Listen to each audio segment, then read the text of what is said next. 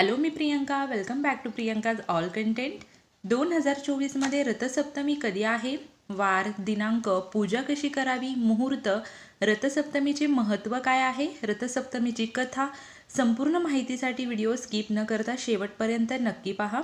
हिंदू पंचांगानुसार माघ महिन्यातील शुक्ल पक्षाच्या सप्तमी तिथीला रथसप्तमी साजरी केली जाते. रथसप्तमीला अचला सप्तमी, भानुसप्तमी, माघ सप्तमी, आरोग्य सप्तमी, सूर्यजयंती अशा अनेक नावांनी ओळखलं जातं. 16 फेब्रुवारी 2024 वार शुक्रवार या दिवशी रथसप्तमी साजरी केली जाणार आहे. हा दिवस भगवान सूर्यदेवांची जयंती म्हणून देखील साजरा केला जातो. या दिवशी महर्षी कश्यप आणि देवी आदिती यांच्या पोटी सूर्यदेवांचा जन्म झाला होता. या दिवशी सूर्यदेवांचा जन्म झाल्यामुळे रथसप्तमीला अतिशय महत्त्व आहे. या दिवशी 7 घोड्यांनी ओढलेल्या रथावर सूर्यदेव प्रकट झाले म्हणून ही सप्तमी तिथी रथसप्तमी म्हणून ओळखली जाते. सूर्यदेवांबद्दल कृतज्ञता व्यक्त करण्याचा दिवस म्हणजे रथसप्तमी. या दिवशी सूर्यदेवांची मनोभावी पूजा केली जाते. त्यामुळे आपल्याला चांगले आरोग्य आणि निरोगी आरोग्य प्राप्त होते. सूर्यदेवाची पूजा केल्याने कीर्ती वाढते. मुलगा आणि वडील यांच्यामध्ये गोड नाते निर्माण होते. शिक्षण, नोकरी, करिअर यांमधील अडथळे दूर होतात. सर्व प्रकारचे मानसिक व शारीरिक रोगही दूर होतात. त्यामुळे सूर्यदेवाची पूजा करण्याला खूप महत्त्व आहे. या दिवशी सकाळी लवकर उठून सूर्यदेवांची पूजा केली जाते. सकाळी लवकर उठून स्नान करावे. रथसप्तमीच्या दिवशी अंघोळ करताना पाण्यामध्ये गंगाजल टाकून अंघोळ करावी. रथसप्तमीच्या दिवशी स्नान करण्याचा मुहूर्त सकाळी 5:17 ते 6:59 आहे. सूर्योदयाच्या वेळी सूर्यदेवांना अर्घ्यदान करून पूजा करावी. अर्घ्यदान कसे करावे तर एका तांब्याच्या कलशामध्ये पाणी घ्यावे. त्यामध्ये गंगाजल, हळद, कुंकू, अक्षता, लाल फूल टाकावे व सूर्यदेवांकडे मुख करून हे पाणी हळूहळू अर्घ्य द्यावे. सूर्यदेवाला दररोज अर्घ्य दिल्यामुळे सूर्यदेवांची कृपा प्राप्त होते. शुद्ध तुपाचा दिवा लावावा. अगरबत्ती, धूप लावावी. अर्घ्य देताना ओम घृणी सूर्याय नमः, ओम आदित्याय नमः, ओम वासुदेवाय नमः असं म्हणत अर्घ्य द्यावी.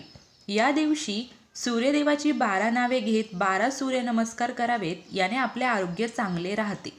या दिवशी खऱ्या सूर्यदेवांची पूजा तर आपल्याला करायचीच आहे, पण त्याचबरोबर शक्य असेल तर तुमच्याकडे जर शेण असेल तर त्या शेणाने सारवून त्यावरती सूर्यदेवांची रथावर बसलेली प्रतिमा काढावी व त्याची पूजा करावी.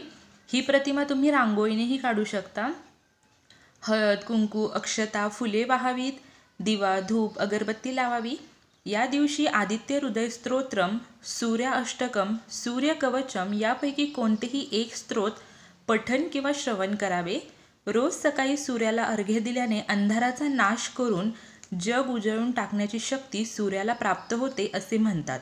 सर्वात तेजस्वी, सामर्थ्यवान, युक्तिवान, बुद्धिवान, सर्वज्ञ अशी सूर्यदेवांची ओळख आहे. सृष्टीचा जगच्चालक असून सर्व ब्रह्मांडांचा नियंत्रक सूर्य आहे. सूर्याचा उत्तरायण प्रवास आणि त्याच्या रथाचे 7 घोडे असा संदर्भ म्हणजे रथसप्तमी आहे. सूर्य ग्रहांचा राजा असून त्याचे स्थान नवग्रहांमध्ये वरचे आहे. पृथ्वीवर जीवन केवळ सूर्यदेवांमुळेच अस्तित्वात आहे, जो संपूर्ण जगाला आपल्या भव्य रूपाने प्रकाशित करतो.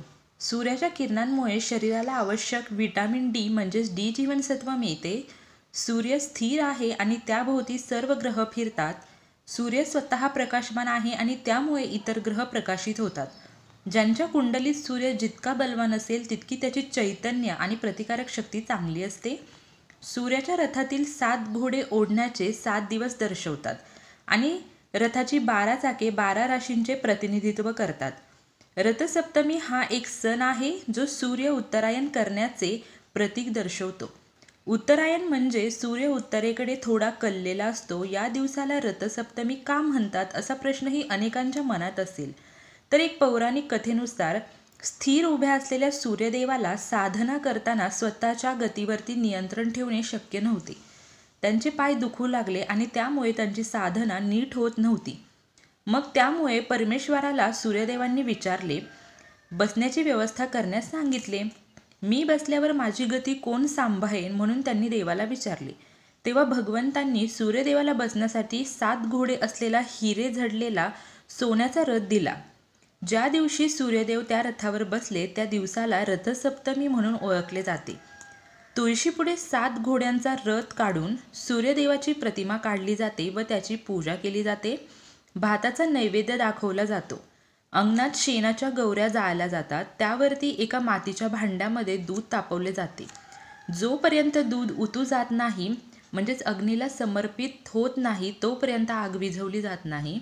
उरलेल्या दुधाचा सूर्यदेवांना नैवेद्य दाखवून तो प्रसाद म्हणून सर्वांना दिला जातो. रथसप्तमीच्या दिवशी मुद्दाम दूध उतू जाऊ दिले जाते, कारण ज्या दिशेला दूध उतू जाते त्या दिशेला समृद्धी येते असे म्हणतात. माघ शुद्ध प्रतिपदेपासून ते माघ शुक्ल सप्तमीपर्यंत हे 7 दिवस सूर्यदेवाचा उपवास केला जातो. मकर संक्रांतीला होणारा हळदी कुंकू रथसप्तमीला समाप्त होतो. रथसप्तमी ही सूर्यग्रहणाप्रमाणे दान करण्यासाठी अत्यंत शुभ मानली जाते. नैवेद्य म्हणून खीर ठेवावी. रथसप्तमीच्या दिवशी केले जाणारे दान, स्नान, पूजा, होम इत्यादी गोष्टींचे हजारो पटीने जास्त फळ मिळते. या दिवशी श्रद्धापूर्वक पूजा केल्यास रोगिष्ट माणसाचा रोग बरा होतो व अपत्य नसलेल्या जोडप्याला संतान प्राप्ती होते अशी ही मान्यता आहे. रथसप्तमी का साजरी केली जाते, त्याच्या मागे काय कथा आहे हे जाणून घेऊया. कांबोज देशाचा राजवर्मा नावाचा एक राजा होता. त्याला म्हातारपणी एक मुलगा झाला. तो जन्मताच रोगी होता. त्याला आरोग्य कसे प्राप्त होईल म्हणून यशोवर्माने एका ज्योतिषाला विचारले. तेव्हा त्या ज्योतिषाने सांगितले की पूर्वजन्मी याने गरिबांचा छळ केला आणि सूर्यदेवांची पूजा केली नाही, म्हणून त्याची अशी अवस्था झाली आहे. याच्या आरोग्यासाठी तुम्हाला रथसप्तमीच्या दिवशी सूर्यदेवांची पूजा करायची आहे. रथसप्तमीच्या दिवशी तुम्ही सूर्यदेवांची पूजा केली तरच त्याला आरोग्य प्राप्त होईल असे ज्योतिषाने सांगितले. ज्योतिषाच्या म्हणण्यानुसार राजाने तसे केले आणि त्याच्या मुलाला आरोग्य लाभले. तो निरोगी झाला. त्यामुळे तो मुलगा निरोगी आणि सुखी झाला. तर अशा प्रकारे तुम्हाला जर ही माहिती आवडली असेल तर आपल्या चॅनलला सबस्क्राईब करा. व्हिडिओला लाईक, शेअर, कमेंट करायला विसरू नका. आणि या रथसप्तमीला तुम्हीही सूर्यदेवांची पूजा करायला विसरू नका. रथसप्तमीच्या तुम्हा सर्वांना खूप खूप मनापासून हार्दिक शुभेच्छा. Shri Swami Samarth. Bless you all.